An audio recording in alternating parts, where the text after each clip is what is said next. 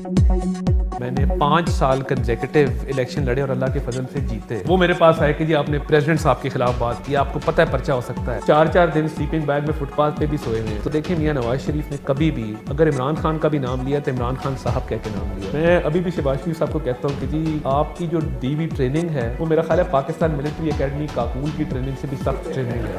कि मैं इन हालात के अंदर जब इतने मुश्किल हालात हैं हमारी पार्टी हमारी लीडरशिप के ऊपर, तो मैं ये छोड़ के लंदन चला जाऊँ 1 साल के लिए, तो मैंने कहा जी मेरा दिल नहीं मानता। कॉलेज के अंदर दिल लगाना दिल तोड़ना तो मामूल का हिस्सा होता है।